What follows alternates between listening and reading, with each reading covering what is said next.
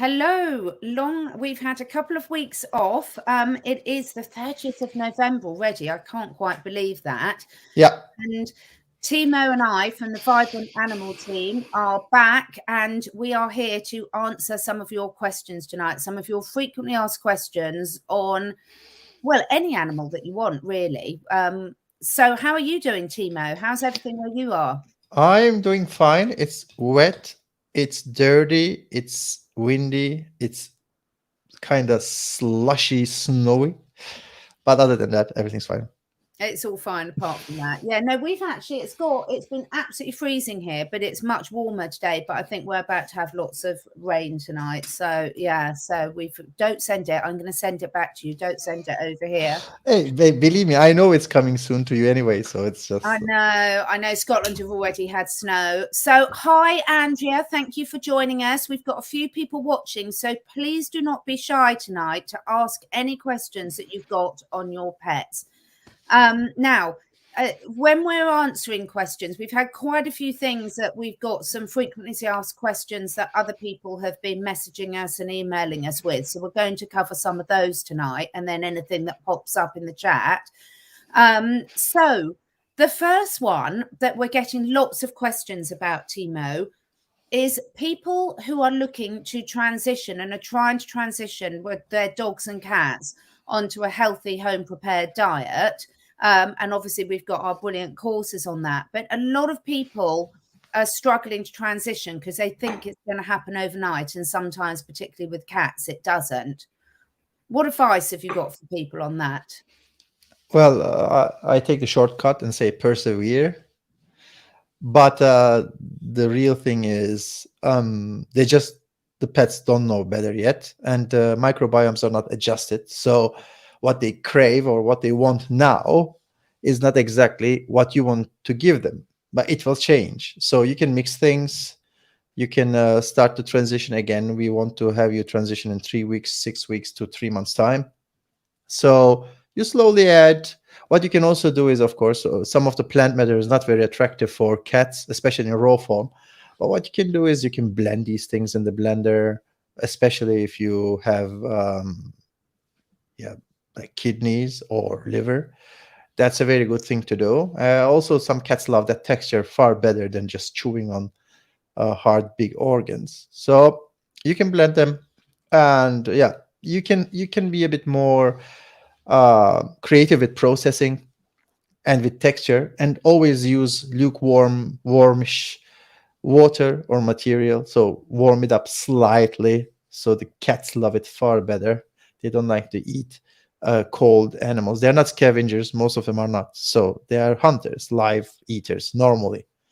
So for them, eating something extremely cold is not very attractive. Dogs are different. Dogs can live on scavenging also. So they would also eat whatever. Well, most of them do at least. But cats are a bit different. They're more picky. Yeah, and I would back up everything that Timo said. So I do sympathise as someone who's got 5 cats themselves and 3 dogs, all with very different feeding habits. I do sympathise that it's challenging, but please do persevere, because we've taught so much. So we don't need to go over it too much today. If we've got new people on the chat, please do go and look at some of our other videos in the Vibrant Animals team. But if your animals don't have good nutrition as a foundation, then everything else goes haywire and you're always playing catch up. And it's never too old to change your pets onto a good quality diet, the best you can afford within your budget and what you have available. So please do persevere with that, and be creative as well. Try different things, try different textures, different sizes of chunks. Some cats like it mashed up, some cats like to chew chunks, some dogs don't like to chew big chunks. As Timo said, temperature, where you're feeding them. So be creative, experiment, have fun, and give yourself a big pat on the back for every little small step. So we've got a couple of questions coming in. So we've got West Coast Girl. Is there a good supplement for my dog with a collapsing trachea? So first, we don't want to really do any diagnosis or any treatment from the distance, from a Zoom call, or let's say from a StreamYard.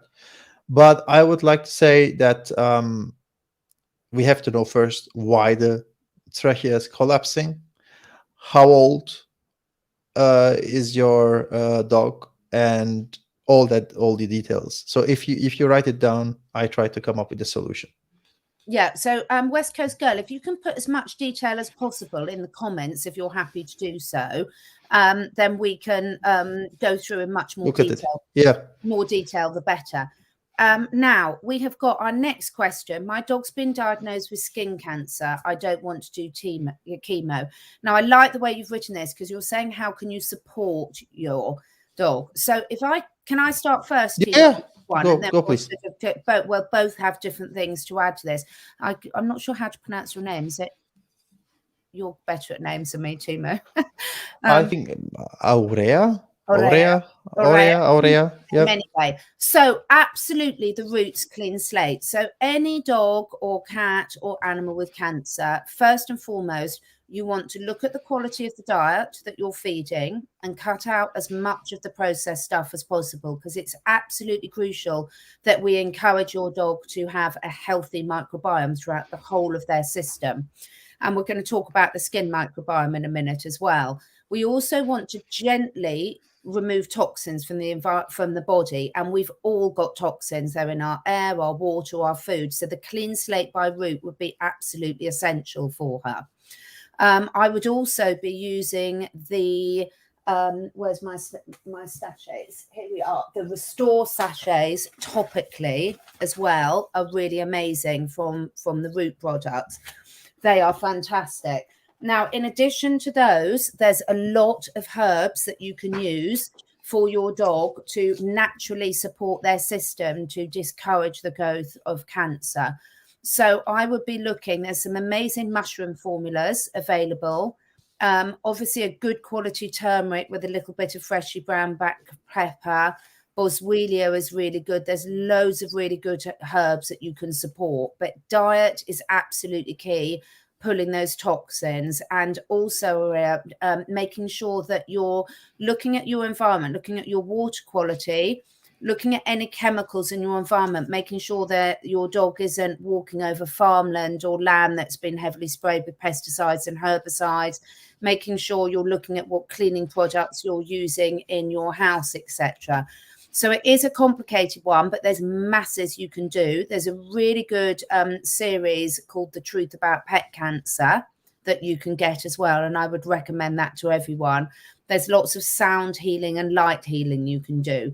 So those would be my tips. We'll move on to Timo in a minute. And also, if you want to go into more detail, please feel free to book a consult with me that you can do off the consult page of my catherineedwards.life website. Please, all consults from there. Timo, what would you like to add to that? Well, I would like to first discourage the cells from growing, the cancer cells from growing. So there are three things that a cell needs to grow. It needs building blocks, hormones, and energy. So cancer cells generally can grow only on carbohydrates. So a dog doesn't need many carbohydrates except some fiber. So if you cut from the food all the carbohydrates except 3 grams of fiber per 10 kilogram dog, then you are already in a very good spot, because you just stop the cancer from having the sugar readily available to grow. Second thing is you have to be careful with the protein-fat ratio. So if your dog has cancer, you can go slightly higher with the fat, the direction 55% of the energy, and slowly go down with the protein. There is a good reason for it, because protein has to be turned to sugar to be burned, and some of that will go to the cancer cell. So if you reduce for a while, I'm not talking about forever, right? So we just try to stop the cancer from growing, and that will help with it, because it will just don't let the cancer cell, get readily available sugar from the blood flow. So the last thing I would like to say is the hormones. So growth factors are super important, and the most well-known growth factor that helps cancer growth is the IGF-1, which is the insulin-like growth factor that is extremely prominent in dairy products.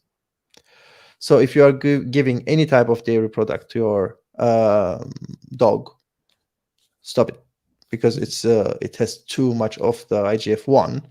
And try also to don't increase the insulin in the body constantly. So even if you don't want to do the course, not important, feed your dog once a day, if possible, in the evening.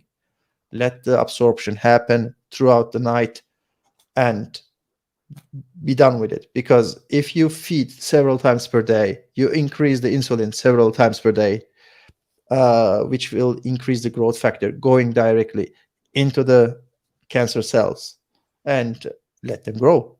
Because don't forget, so the growth factor doesn't have a target. So every cell that can grab it and profit from it will do, and it will push the cancer to grow too. Yeah. I hope it makes sense. Yeah. So last thing I want to say is skin is, of course, the most receptive and perceptive organ of the body. So try to make the environment as clean as possible. Get away from the chemicals as much as possible.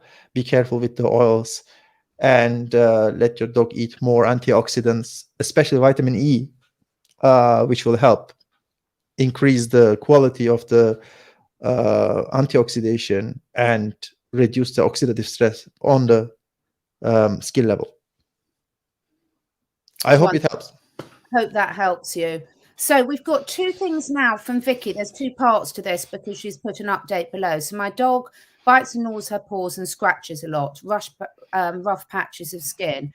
The vet's provided a medicated shampoo as a safe shampoo. And then the second part to that question is, I've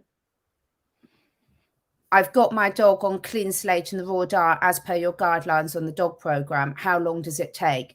So I'm going to start again with this and say, so we need to know, Vicky, how long does it take to show changes? It can take quite a long while, because for every month that your dog's been on a different diet and not been detoxifying its body, all those toxins are building up in the body. So it can take months for these to come out. So there's lots you can do whilst you're saying a raw diet. There, we've spoken loads before. We'd need to know more about what your raw diet is, because there's good raw diets and there's bad raw diets and every stage in between. So just because it's on a raw diet doesn't necessarily mean that it's balanced, but you might have it on a balanced diet. The clean slate, again, you can gradually increase the dose. And if your dog is still scratching and gnawing the paws, I'm assuming that you've checked for things like fleas. And the only way you can check for that properly is with a flea comb and checking that properly, because they're very good at hiding little pests. And also to be looking at other chemicals in the environment as well, Vicky. So again, like we've said with the others, there's a lot of triggers for the scratching and the gnawing is either coming from some sort of pest or it's coming from internal contamination. So you need to keep persevering with good changes so that the microbiome internally and externally are rebalancing. And in the meantime, I recommend applying green clay powder, French green clay powder, topically, sprinkle it on and just rub it into your dog's paws to try and relieve some of the itching and heal it up quicker. So you can give us a little bit more detail in terms of the diet and how long the change is. But please don't expect changes to happen overnight, because it's taken a long while for the toxins to build up in your dog's body to manifest in the symptoms you're seeing. So by the time we see physical symptoms, the problem has been going on for a long while. The other thing, just before we ask Timo, is I would also be looking at what you're using, if anything, if you're using any chemical wormers, chemical flea treatments, vaccinations and things, because they can be a massive trigger for skin issues as well. Timo, All right. would you like to add to that? So there is an important connection between sulfur, selenium, and copper and zinc with all the skin issues. And these can be imbalanced, or they have a very interesting, very intricate relationship between them. So if your water is too rich in selenium, or the soil is too rich in selenium, or your food is too rich in selenium, it can have a quite negative effect on sulfur, which is super important for connective tissue. And the feed shows it as the first. So, and the high selenium will also have a negative impact on copper and zinc, which will reduce the quality of your immune system and your microbiome, which will in return create all these inflammatory reactions. So please make sure that your food and your water is not too high in selenium, or what maybe you are giving some kind of a supplement that is high in selenium. You have to be careful with that. Check that out too, this is mostly overlooked. So look at that too. Great. So I'm just seeing that. Right. So before we come back about West Coast Girl, we've got a question from Ellen. Ellen's moved house 6 weeks ago with her cat, and now the cat's fighting with the neighbour's cat. Have you got any advice for that, Timo? Well, as a vet, I would say keep them away. As a how do you say it? Cheeky boy, I would say let them fight it out. Or I can also say, as a mafia boss, make the other cat disappear. But these are the only 3 chances. So you cannot do anything. So either you keep them away from each other, because both of them trying to get the domination for their own environment. You don't have 2 tigers living just 1 mile from each other. That is, yeah. So you have bad luck. You have the same character cat very close to your cat, and they are so similar that they cannot live in harmony. So one of the things I can also suggest, Ellen, because this is a very common problem, is first of all, if you can find out where the other cat lives and have a chat with the neighbour and see whether they're open initially whilst they get used to each other, to alternating when your cat goes out and when their cat goes out, because that can help relieve the tension initially and get them used to each other's scents in the different territory without initially coming face to face. So that's definitely worth a try. The other thing I would do is be looking at your garden and your environment and seeing how you can enhance that. So depending where you live, Ellen, putting some, and the time of year, I mean, in the winter in the UK, this isn't going to be much good, but putting some plants out in there, that lavender, chamomile, interesting things that are going to encourage a calming atmosphere in the environment. And also making sure that your cat has got a cat flap so can get in whenever it needs to, and preferably a locking one. So if you do need to come to some arrangement with your neighbour initially about, one of them goes out during the day, one of them at night, etc., because quite often, if they can get used to each other's scent, I mean, 6 weeks is still very new. The neighbour's cat will have his nose put well out of joint that there's a new man on the town to come and interfere on his territory. So I would sort of try discussing it with your neighbour, see if they're up to some practical solutions initially to allow the situation to calm down a bit, and then your cat to get confidence in its new area and the other cat to get used to the scent and the idea that there's another one about. But there is one more thing. If the neighbor's cat and your cat are both hunting and they're hunting in the same place, that's going to be a huge problem. So yeah. If they're hunting around, although you don't know it, if it is or not, the cats know it, you cannot know it exactly where they are hunting. But if it's too close to each other, they are never going to like to be together because they're hunting. So it's nobody wants to share their prey. Yeah. Okay, so a little bit more information. If she sees him outside, she screams and throws herself at the window. I'm afraid to leave her as she gets so upset. Yeah, so there's lots you can do inside to make sure that her food is away from the cat flap. Make sure that the cat flap, that the neighbour's cat cannot get in through the cat flap, so she feels totally secure in her house, and give it time. So it sounds like she needs a lot more time to settle into the situation. So if she was mine, I would be keeping her in for the moment, Ellen, whilst she gets used to seeing the other one outside, and then having a word with the neighbour to see whether she can have some safe time outside and gradually go from there. One more thing about it, I think it's important to know, but it's highly possible that when you are not around, that the neighbor's cat is spraying around very closely to your cat's proper territory. So your cat doesn't know its territory because it's sprayed constantly by the neighbor's cat. So this might cause a bigger upset than just the visual appearance of the cat. So if your cat is constantly smelling the other's territorial, let's say, ignorance of her power, then she will of course get upset about it. Yeah. Okay. There's some really good sort of natural de-stressing ones like Feed Away that you can use as well inside to try and calm the situation down. So going back to West Coast girl with her trachea issue, 14-pound Shih Tzu. I think she said above. Let me have a look. There's she's 13 years old. She's coughing. Checked her heart. Her heart is fine. I feed her high quality food I make. All right. So you have to find out why the trachea is collapsing. So what is missing?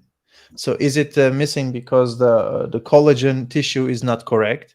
Because collagen is a very cheap tissue and is made out of mostly totally run-of-the-mill protein amino acids. So it's in the food. Any food you feed will make the collagen. It's not a problem. But there are two key components to the collagen that might reduce its quality. One is silica. So if you are feeding your dog with something that is not enough in silica, and normal meat has zero silica, so normal muscle meat has no silica at all. So if you are not feeding connective tissue or liver, you will have no silica in it. You have to give some plants with silica in it. Second thing is the vitamin C. Although dogs produce enough vitamin C, not all of them do because their microbiome is not balanced. And without the vitamin C, you cannot create the right type of collagen fiber or the system that will get a structural, strong structure, cartilage structure. So it is possible that has something to do with the lack of vitamin C, silica, and or. So you have to find that out. And also just having, again, this wouldn't be the immediate cause of it, but having a look at the environment. We keep coming back to it. The chemicals in your internal environment. If you've got a Shih Tzu, are you going to the groomer? If so, what are they using on them? Are you using chemical flea products, vaccinations? Because all of these toxins, they all accumulate in the dog's body and will affect the microbiome and their ability to absorb all the stuff that Timo's been talking about. So you really do need to look at the whole picture. And it's a bit like what Vicky was saying with her dog with the gnawing and things. Is these problems are taking a long while to build up. So quite often, you know, that to resolve them, there's not a magic pill formula for these. We've got to bring the body back into the balance, and that can take time. And the more of the contributors of what's pushed it out of balance that we can remove, the better. Finally, I want to say something I forgot about. So connective tissue, not important which one. It can be a tendon, it can be joint, it can be trachea. These are built like rubber. So these are constructions. They are not normal tissue like skin where you have cell by cell by cell connected together, right? So these are produced natural structures. And the cells which produce them are super sensitive to everything. And they don't like to work properly if you don't have everything right. The pH has to be right, the heat has to be right, no pressure, no inflammation, and all the materials have to be there. If one is missing, they don't work properly.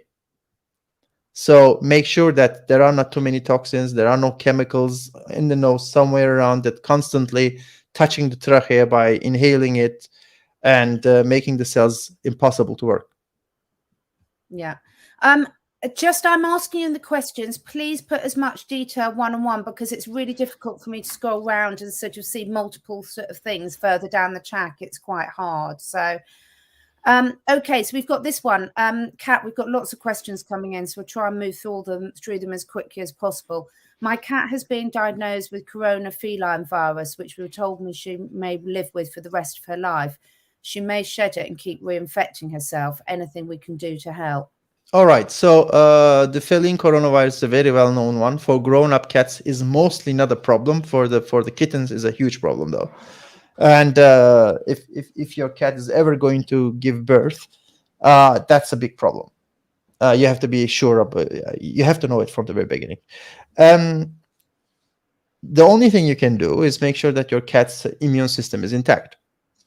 That's the only thing you can do. Reduce the pathogens and chemicals from the environment, feed the best food you can afford, and keep the immune system and the microbiome in the intestinal tract safe and balanced, so that the virus is not getting the upper hand. That's the only thing you can do. And if you want to have more detail, it's I give you 3 keywords: vitamin D3, vitamin C, and balance microbiome with right food. And that would be liver, good quality meat, some plants, but this is less than 0.5% of the total, and some ribs, bone, and high quality movement is super important for cat. And if it can hunt, let it hunt. It's going to change the immune balance, and it will push the immune quality.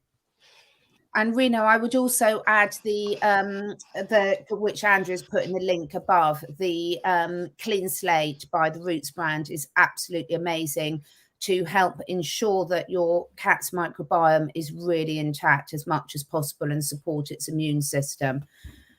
So the next one is from Lisa. I've recently taken my grandpa as his forever home. He has a terrible diet. He's allergic to chicken, is a picky eater. Any advice? Yes, do the dog food course and gradually transition. Yeah, I'm sorry to say, but you have to really watch the whole thing to understand all the details. It's impossible to give all the details now in this video. Yeah, and you can definitely produce amazing food without chicken. And it's even possible that the chicken allergy might be in the future less of a problem. Yeah, if you do it right. Yeah. Excellent. So let me have a look at this. Yeah, anyone who's saying they've received a consult form, I haven't. Andrew's put the link in there for the consults, CatherineEdwards.life consult. I haven't got one from you. I haven't got any outstanding ones that I've seen. The next one is right. Okay. Yes. Do we have any advice on dogs given a booster? Now, if you look back through our previous videos, there is one called Immune Health and Vaccination. So if you go into the YouTube channel, Karen, and search on the playlist, The Vibrant Animal Team, it's quite a long while ago. And if you actually scroll over the titles, because the vaccination bit is at the end of the title, but the title of the video was about immune health and vaccination. So I would really have a look at that, and definitely the teacher test before going straight into vaccine. Yeah, but you're right. Teacher test is a good starting point. So to answer your question, but more details are in the videos. Yeah, so you can find a lot of good information in there, Karen. Yep. So Mary, all of my 3 cats keep having ear fungus and bacteria. My male cat's eardrums have been damaged and he's got vertigo. Now, I know Mary said something else, and then she's saying, I feed my cats organic food and good water. So what do you mean by organic food, Mary? Tell us what food you're on. Yeah. And what do you mean with good water? Yeah. So we need to know more detail, because the thing is, with the ear fungus, most of the time, Timo, isn't it? It's coming from an excess of carbohydrates. That's correct. Fungus cannot grow without enough carbohydrates, most of the fungus. So we want to know, Mary, what water you've got. And it's great that you're aware of this. This isn't a criticism at all, but tell us a bit more detail below in terms of what water and what food. Homemade food and alkaline water. So we'd probably be looking, Timo, wouldn't we, about Mary, if you've got the homemade food, in terms of how much carbs you've got in there. Yeah, and what ingredients you are using. Because Mary, organic means only what is not used as a fertilizer or pesticide. It doesn't tell us anything else. So we have to know what's inside. Yeah. Okay. So I'm just going through the questions to make sure I haven't got one. So tell us of that. Now, if you have got the fungus sort of on there, again, one of the things I find brilliantly to apply topically is green clay powder. Now, you have to be very careful it doesn't get down the ear canal. It's a fine powder and it's really safe for the cats to live off. You can get it, if you're in the UK, from my old company, Naturally Animals, but the French green clay. And basically you gently rub it over the area of the fungus, and that's really, really effective at sort of stopping the irritation whilst the body heals from the inside out. And Linda, that's what I was saying about rubbing on the paws as well. So this sounds a little bit so Melissa, my cat was spayed a week ago, and as of yesterday she's acting like a hellcat, almost like in heat. She can't calm down. Okay, so your cat was brought between death and sleep. And I don't know how long it took, the operation, but that's the position your cat was in. So from that operation, there's a lot of garbage that's in the body that the body has to get rid of. And that has a direct impact on the hormones. For some cats, it might make the cat extremely tired and very calm and also apathetic. And some cats get excited. And not a positive excitement, totally bodily excitement. And this is a possibility of all the sedatives that were used to put the cat to sleep. And cats are known for that. That means some of them can have total adverse effects or different reactions to those chemicals. That said, it might be another problem, but I highly suspect you give your cat some weeks and see what happens from there. And again, in terms of helping to get rid of the toxins from the body, best possible diet that you can, Melissa, for it. Making sure it's got some quiet time on its own as well. And again, I know I keep saying it, but I would be using the clean slate from Roots to help detox the body as well. Now, Sage took in a stray cat 10 years ago. Good for you, Sage. She will not stay in the house. She stays in the greenhouse. Has a fear of being trapped. It's very, very common. A lot of cats do not want to come in and be in the house, and she's probably very happy in the greenhouse if you're keeping her nice and warm and feeding her out there. Yeah. So I wouldn't worry about that at all. If that's her choice, I would let her make that choice. I'm happy for your cat, actually. Yeah. It's the best life a cat can have. Yeah. Enough food, enough shelter, and the freedom of movement. So it sounds like you're doing everything right, Sage. Yes, it could be the energy in the house, but cats really love that sort of lifestyle. And, you know, if you've got a nice warm bed out there for the winter and it's waterproof and that she can come, or he or she can come and go, I think it sounds like you're doing an amazing job, and good for you for letting your cat have the choice. So I really applaud you for that. Yeah.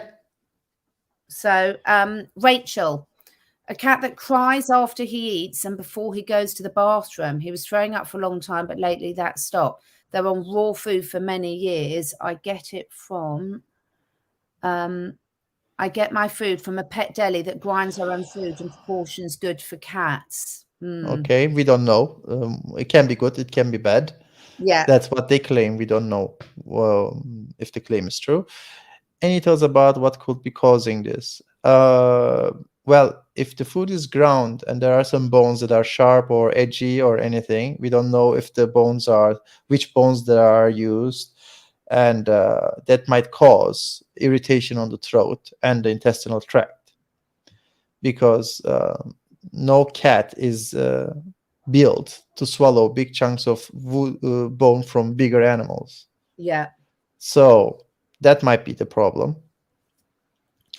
Them on catnip and ashwagandha in their food. Catnip is not a good thing to have all the time.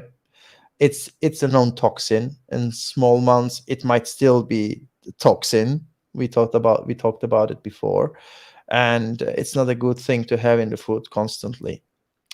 And for ashwagandha, I am not going to make any comment because I don't know it enough. Yeah, so I 100%, Rachel, agree. I see this an awful lot with my cat clients, that a lot of the raw food that they're buying, even from very good suppliers, have got the wrong type and too high bone content. So I would give your cat 6 weeks on a diet with no bone in it, a good raw diet, you know, with no bone in it, to sort of see if that makes a difference and let it recover and see if that sort of heals. So if you please check the litter box, if it's too white, too yellow, too dark, just check it, because if it's too dark, we know that then your cat is having a bowel inflammation. Check if it's mucus, any mucus on it, any blood on it. let us know. Yeah. So, Miss Chrome Stitz, what can I feed my cat with early kidney disease? I think you have done our cat course. I'm pretty sure. Yeah, and she likes it too. Yeah. Low protein diet is a no-go for cat. So a low protein diet for a cat should look like the lowest protein that is still acceptable with the highest fat that is still acceptable. And that would be around 65% of the energy coming from protein and 35% coming from fat. Everything higher than that, the fat might cause a problem. And these low protein diets are mostly built on the idea that your cat is eating some type of processed food. That means they think that your cat is still getting some carbohydrates, and you can exchange fat and carbohydrates for protein, or vice versa. So I don't agree with it. Yes, protein plays an important role in the kidney. That is correct. But again, the kidney is happier if it gets all the right nutrients from the right source, and that ain't corn. That's not some junk food from junk body part that no cat eats. So, and definitely not from any type of starchy food, right? So if you made the course, just reduce the amount of protein, increase the amount of fat a bit, and try it out.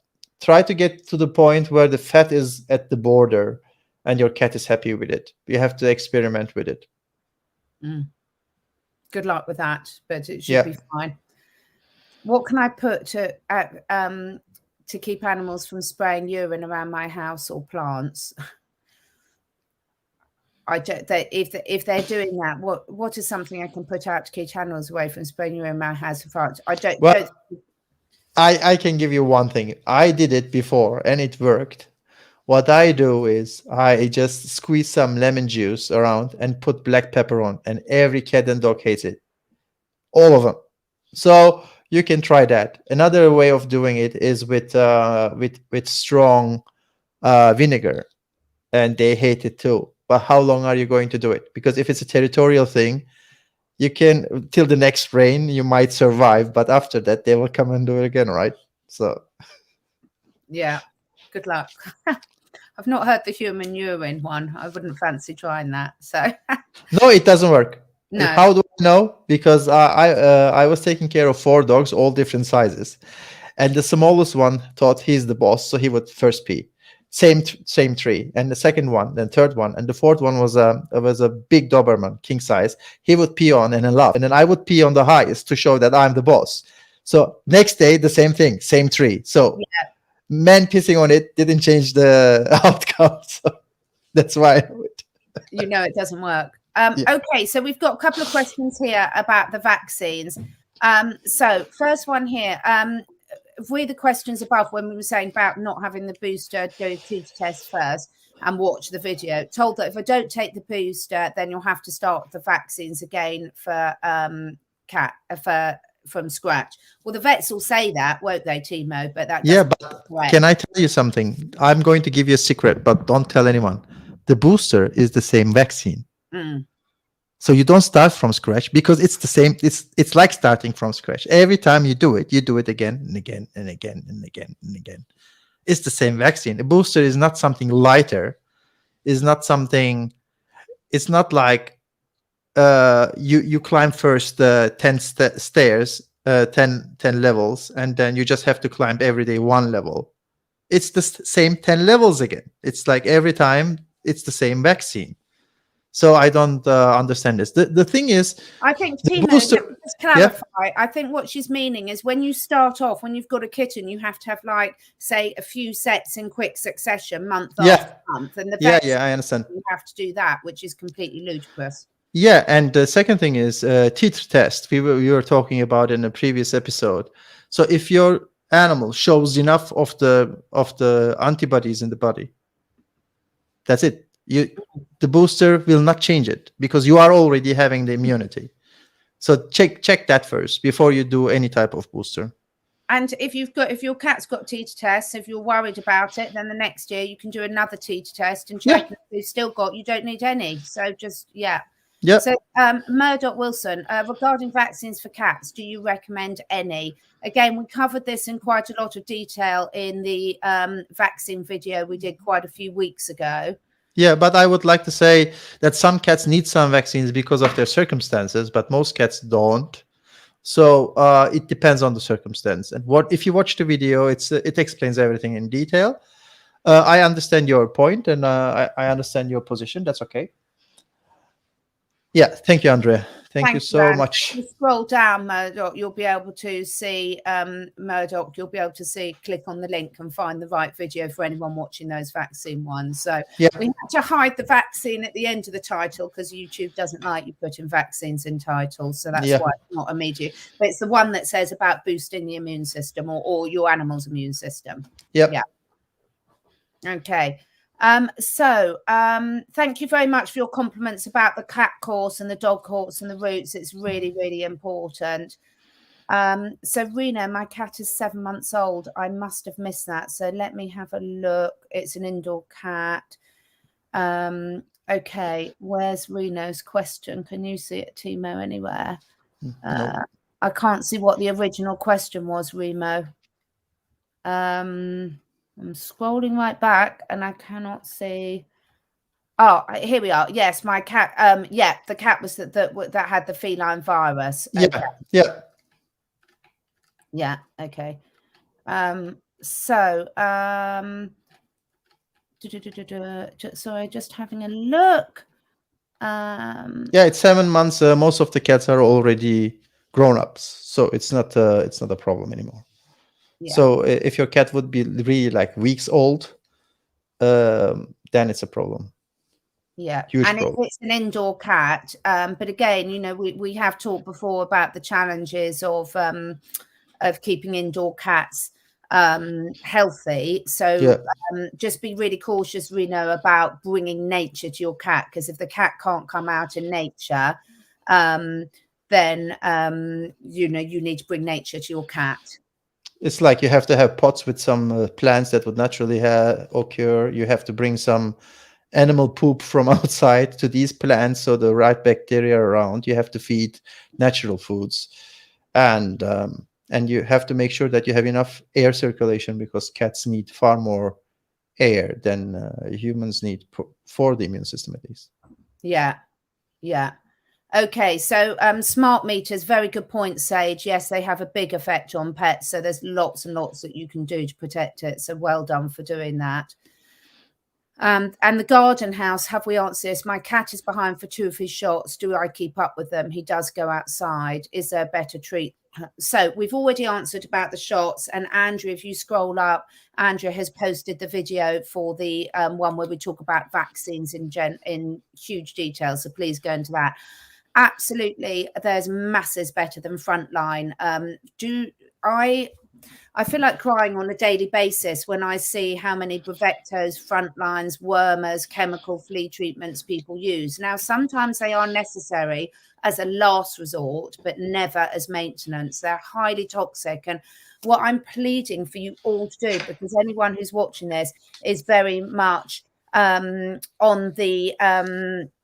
the right wavelength of asking questions, is please put as much research into any things like Frontline or vaccinations or chemical flea and tick treatments or chemical wormers as you would to anything else you're researching at the moment, because obviously vets have got your animal's best interest at heart and they have a certain perspective, but we know that overuse of these chemicals can have catastrophic effects on your pets. So please always go for a natural alternative. And I don't know where you are, what country, the garden house, but with a little bit of research, you'll find loads of natural alternatives.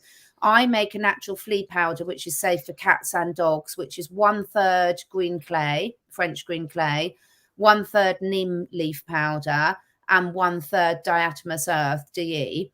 And then I mix all that together and I use that on their coat. So it's safe if they lick it off. If you can't find the neem powder, you can leave that out. The DE can make the coat a little bit rough, but it's far, far safer than using any of the chemical things. Have you got any? No, I totally agree. Yeah, so please don't use these chemical flea treatments, wormers, etc. routine. Please research that. So yeah, Mary's saying there's lots of ingredients and do not see the carb amount. Well, yes, if there's lots of ingredients in the food, that could be a a warning sign. I want to add something important though, generally speaking. When you watch any type of medical or supplement advertisement in German TV, you would always read at the end, please ask your doctor or the pharmacist for the side effects, right? Because there is almost no chemical without side effect, because it's not physiological. If it would be not, if it would be physiological, we would call it food or natural remedy, but it's not. So you have to always check the balance between the value, what it brings to the table, and what kind of side effects you will have. And frontline and similar things might solve a problem that is not too big, might bring a problem that is far bigger. So you have to be careful with that. Yeah. Unfortunately, I can't go in on this video. It's really difficult because you're all from different places in the globe. So the type of things that we can get for herbal wormers, herbal flea products in the UK will be different to what you can get in America, Canada, Australia. But it's very easy for you to research that. So there's loads of good ones out there. If you're in Canada, I'd recommend you go to Dr. Peter DeBars's shop. He's got some amazing products for dogs, but they're not suitable for cats. In terms of homemade dog wormers, there's lots of different ones and recipes you can look into. They've all got their different pros and cons, but that's not something we could cover in this thing, because when you're looking, it's a very good question, but when you're using these herbs, it's really important that you really understand how to use them, because too much can equally be damaging of the herbs that you give for worming. Personally, I use Vermex for my dogs and cats in the UK. Timo's inflicting harm on himself. What are you doing? Don't do it. So yeah, do some research on that. We will do a show on that, but it's difficult to sort of cover in detail. So have a quick look and really do your research. But there's some brilliant ones. There's homeopathic ones, there's herbal ones, and there's ones you can make yourself. Mary, for the ear problems, she's got is it dogs or cats, Mary, with ear problems? Then basically, absolutely, you need to be using real meat. So if it's dogs, do the dog food course. If it's cats, do the cat food course. And we are absolutely talking real meat. You said your food had lots of ingredients. So that is a red herring, not a red herring. That's a red flag straight away. Anything to add to that, Timo? Well, I would like to ask Mary what real meat, what is fake meat. So if you mean muscle meat, fresh meat, yes, that is correct. Organs, that is correct. Beef is okay. Chicken is better. Birds are mostly better. From time to time, small non-carnivorous fish like sardines or anchovies are okay. And turkey is okay. But try to keep the animals small, because they have higher taurine for cats. This is super important. And don't forget organ meats. They are liver, especially. It's life elixir for the cat, so to speak. If it doesn't have it, it just gets worse and worse every day. Experiment with how to cook it, because 4 out of my 5 cats won't eat raw liver. So I just do as we've said in the course, and I just put it in for a couple of minutes in a saucepan of boiling water, and then they love it like that. So if they won't eat it in one form, don't be put off, experiment. So this is an interesting one from Bridget. My dog licks the window, floor and doors if they are closed. Any ideas? Interesting. Is it any water or salt? Are you living in a salty area with the water on the windows? And I don't know about the doors. There might be something that you are using at home that makes the cat lick it. So maybe a type of maybe natural oiled cleaning agents. I don't know. I never saw this before. But I read about it. That's already like 30 years ago. I'm sorry, I'm giving up my age. But there are some cats, they try to get calcium from paint, some minerals that are in the paint. They try to get it by licking it, but that wouldn't explain window. I do see people doing that. So I would be having a look at the water that you're using. Because it could be that the chemicals in the water are causing an issue. I know that you're saying floors and doors as well, but I would be suggesting to look at your water quality and try some different water, perhaps try collecting some rainwater or use some mineral water and see that that makes a difference. Look at the bowls you're using. And I would also be looking at the diet, because quite often that can be a sign that they're missing something in their diet nutrient-wise. Highly possible a mineral, yeah. Yeah. Highly possible they're missing a mineral. So yeah, or more than one. Mary's saying, can she email me the food? No, unfortunately not. I can only go into that level of detail, Mary, for people that book a consult, because otherwise I would get no work done at all. So I would really look at our cat food course. There's a code on the bottom here. You'll see balls 10 to get 10% off. Andrea's put the link in there above. That cat food course will tell you all you need to know, but I can't keep answering questions, unfortunately. I understand why you're asking, but I'm just too busy, I'm afraid, Mary. So let's have a look. Okay. Am I signing up for the introduction to preparing food on your website or something else? Yes, it is. Introduction to preparing dog food. Let me share that. Let me just I want to say we call it introduction because we could tell you far more, but actually it covers everything. So it's an introduction, yes, but after that, it's not like you have to make another course to be able to be totally self-sufficient. Yeah. There are some details we don't explain because they are far too deep, but it's just we are just not giving too deep information, but we're giving all the information you need. Yeah. So what I'm going to do, sorry, I just need to click onto this one. I just need to go onto this one. I'm just getting, I haven't done a live for a while, so I'll stop share. I will show you where the course is.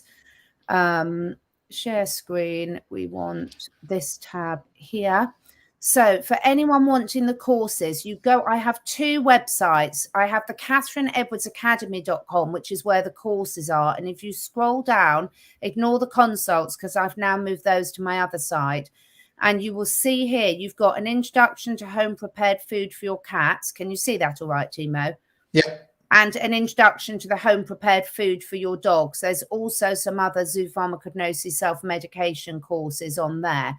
So that is the website you go to, www.CatherineEdwardsAcademy.com for the courses, and it's these two. And as Timo said, even though we're saying introduction, they are very, very detailed. So a lot of people who are quite experienced have still said that they've learned that. So we've got a question here from Beth about how bad is sedation for cats? Ongoing heart scans, and what can I do afterwards to minimizing any effects? She's already on the clean slate. All right. So the sedation itself is not that heavy as, of course, general anesthesia. And it might have short-term effects, but normally sedation doesn't have long-term effects. And if they use a typical, the usual suspects, that shouldn't be a problem. General anesthesia is a different story, though.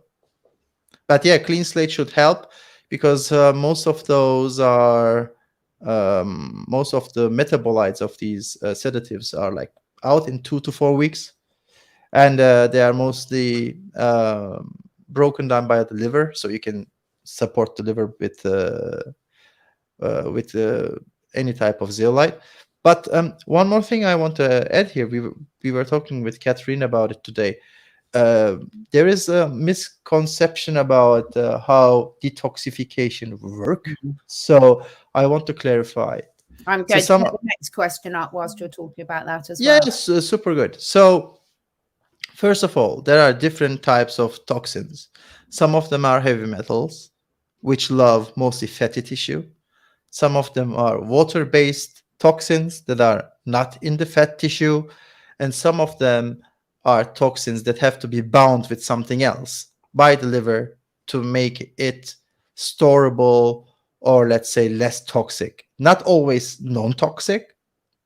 Yeah. And when you talk about detoxification, all these 3 types or more types of toxins have to be removed from the liver, from fat tissue, from the joints, from the bone tissue, from skin, hair, so hair follicles. So, and the different type of toxins have different ways of leaving the body. Some of them, us humans, we have lucky because we can sweat better, but dogs and cats have a trouble with that. So through sweat they can lose less, so they have to go to the urination. And when they lose body weight, when they burn more body fat, all these toxins that are in the fat cells are released. So what happens with all that? So what happens is the liver decides to get rid of them and dumps them into the intestinal tract. The problem is where it is dumped into the intestinal tract is through bile or the same tubes.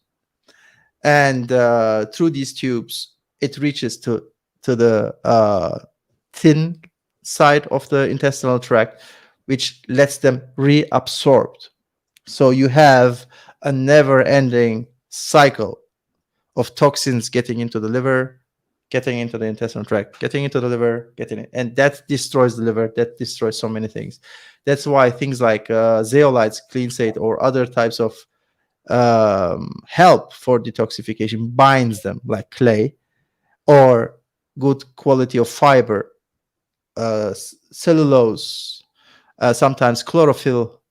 All these, like chlorella, spirulina, all these help bind them so it can be excreted, right? This is the super important thing. So that this never-ending cycle of toxins getting into the intestinal tract, again to the liver, again to the intestinal tract, blood flow, that you break that. So that's why detoxification starts not in the liver but intestinal tract, because this is where it first lands.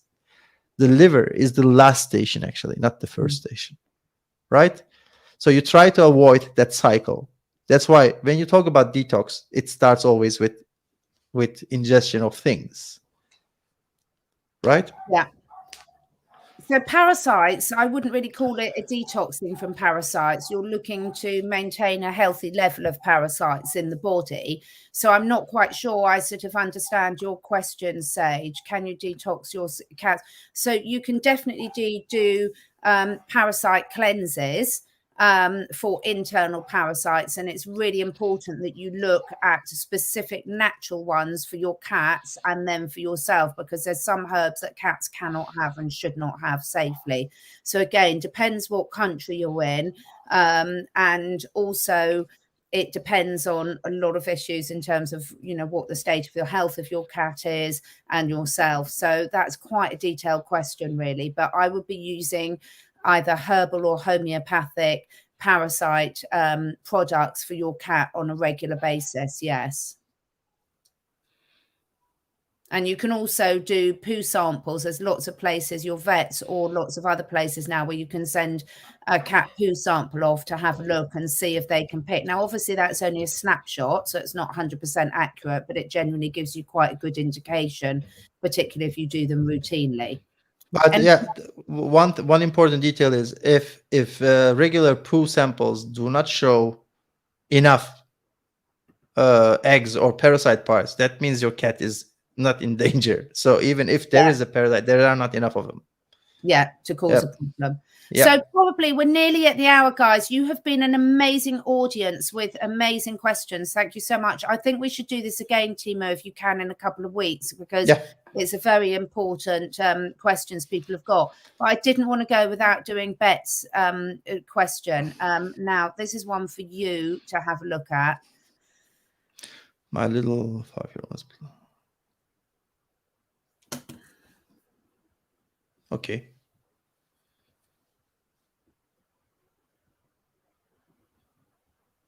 No, the colloidal silver will not help. So you do not want to put colloidal silver into this kind of problem, because the silver stays. It's when it's in the body, and the body is not happy about it. So silver is the last resort of very heavy problems or topical problems, but it's not a solution for internal problems. I don't know how we can help with the pleura. And maybe you redo the treatment, and also maybe you have to find out what is causing this. So I don't know the reason, and maybe you give us a better detail next time when we talk. And then if you come to the next show, maybe you can give us more detail. Yeah. So but no, silver is not help. Yeah, do not give. We've talked on a lot of our videos. Now, colloidal silver, as Timo said, is great as an emergency first aid, but it has serious health implications if you're using it routinely internally. I'm sorry we haven't got through, all your questions, but thank you so much. Timo and I will do this in a couple of weeks' time. Some people are asking, how do they know on the live? Now, if you subscribe to my YouTube channel, you will get notified of all the lives coming up. So it's really important to subscribe to that. If you also, under all the videos in the little arrow description box, click below, you will find all the links to my Telegram channels where we also advertise the lives. Andrea is an absolute star. She puts them on Twitter and Instagram. And I would really encourage you to sign up to my CatherineEdwards.life newsletter, because we advertise things in there. So there should be no reason for you to not see them.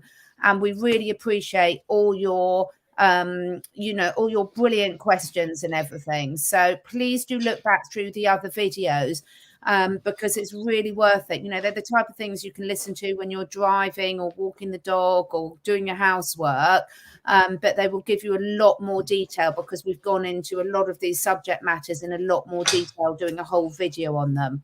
Anything else for you before we sign off? No, I thank everyone, and that was a great show. Great questions. Thank you very much. See you next time. Yeah, thank you so much, everyone. Please do like, subscribe, and share. It is really important. And if you've got other friends and family with pets that you think would be interested in this series, please do encourage them, because we want to help as many pets and animals. And we've got horse information coming soon as we can fit it in, because we're I cannot wait, really. I have a great presentation. That would be a lot of fun for me.